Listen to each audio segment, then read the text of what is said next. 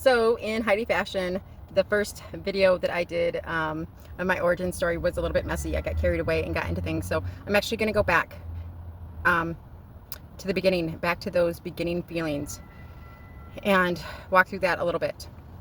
Is that I'm so thankful that my first memory, if I really think about it, and I don't know if it's just pictures I've seen, but there might have been a few little clips or memories before that, little flashes, but these are my real solid memories. I'm very thankful that my first memory was a beautiful one running along the lilac bushes, that I could feel the presence and just the joy of it all, and it was just carefree. Whenever I think and I go back to, so whenever I get super overwhelmed, I go back to my inner child and tell her it's okay. And in that moment, just knowing that that first memory of mine was just pure bliss, and there was no being scared, no being in fear. It was just pure joy. I'm very thankful for that. So if you've listened to the first one, you know that my second memory was just blood. It was just red blood. It was me up on my elbows, looking down and seeing in the very outskirts, the very outlines of that picture. And even in the midst of it all, I see this beautiful, picturesque 60-acre farm that was very picturesque.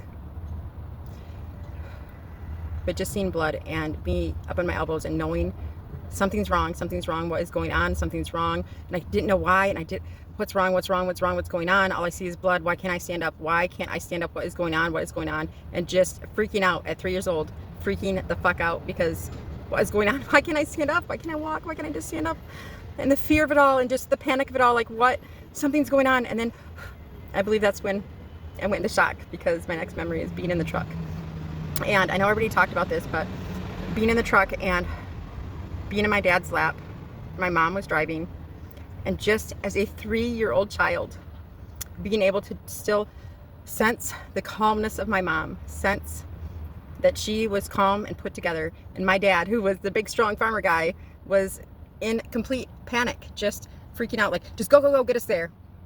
And so yeah, I know I already told this part of the story, but I want to address that at 3 years old already, that you could feel the energy. And before I learned about conscious living and was awakened, I never knew the significance of this, about energy and vibration and frequency and all of that.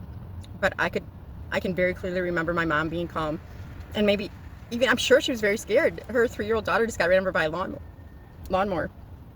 Excuse me, and the fear of all that. But the only energy I felt from her was calm. From my dad was panic.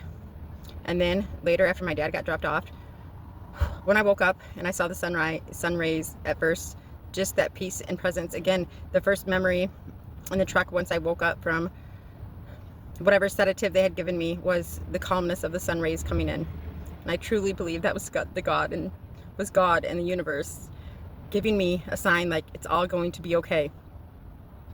And then when I did wake up, and as much as I felt the presence of my mom being calm, just that whole, I did not know what was going on. Why am I being held so tight? Why can't I move? Why can't I just the panic of it all? Like, I could not figure out what was going on, and I couldn't figure out why I couldn't move and why my mom was holding me down.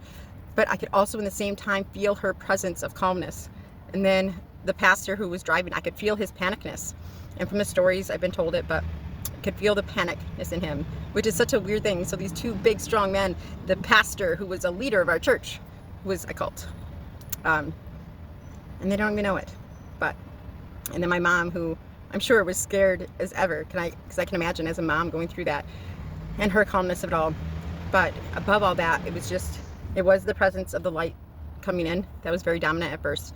But the sheer panic of being confined and realizing so much of my life, I was always confined. I was always put in a box and told how I had to behave and how I had to act, and this is the only right behavior, and anything outside of this box is so wrong. And feeling that, and maybe that was, even the universe and God telling me one day you're gonna break out. And again, I'm gonna go on a little tangent, but I do have to say that through this healing process, one thing that has been super helpful is being able to talk to my younger self, talk to that 3-year-old, talk to that 5-year-old, to that 10-year-old who was rejected and felt so much shame. I lived in shame for so so much in my life. And I will share some of those shame stories, but as much as it brings tears to my eyes and I'm sad about it, I'm also incredibly grateful because I don't live in shame anymore. I live in gratitude, and I live in promise of it's already done, because it's our natural state and of absolute ecstasy and living in heaven on earth. And I can see and picture that little girl, and I tell her, it's okay. It's all going to be okay.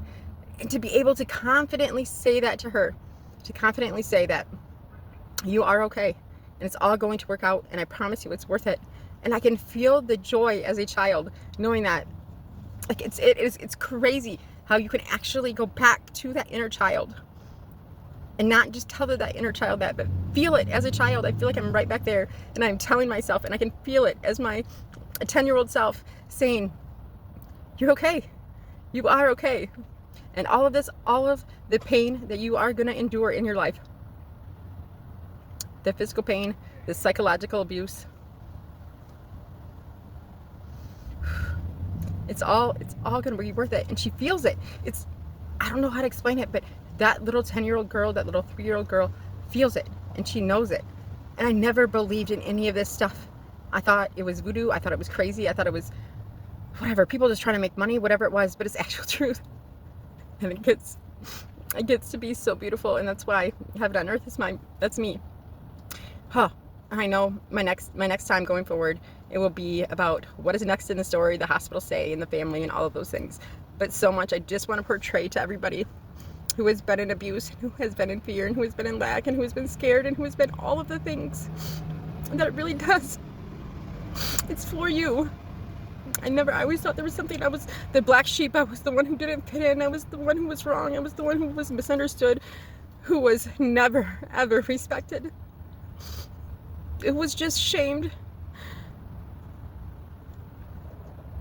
And yes, it brings tears to my eyes, but not even so much because of the hurt, because I do feel that hurt still, but knowing that it's all okay. It is. It's all okay. It gets to be so fucking beautiful. And that's why, more than anything, more than any likes, more than any money, more than anything, I just want people to know that it really is, because, oh my God, I was so scared for so much of my life. And safety, oh my gosh. My whole life, I just wanted to feel safe. And I'm finally safe. There were little moments that people gave me a little bit of safety, but that's not even true safety when you're always, I mean, it is, because I feel safe with my husband now. And you'll hear all about that. But,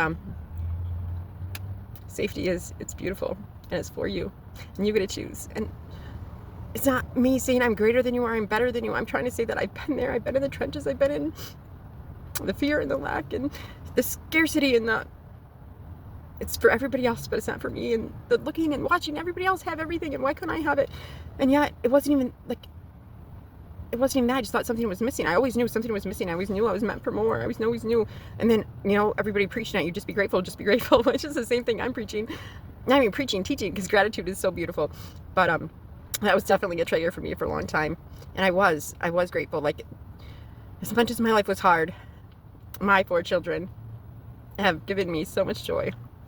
I was looking today through pictures. I was trying to find maybe a different picture to put up in my thing. But anyway, I'll never want to take away from the beautiful, beautiful moments that I had with my children. And there were definitely some with my husband and my family. And I look at my family sometimes, and it's sad for me. I mean, I have 6 sisters and 4 brothers, and they're all gone.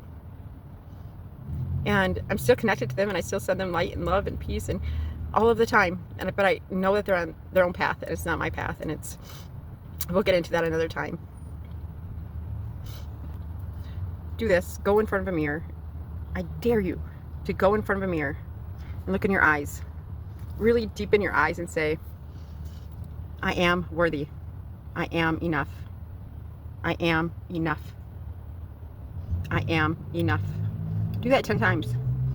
Don't just do it 10 times quickly. Look into your eyes. All of your answers are inside of you.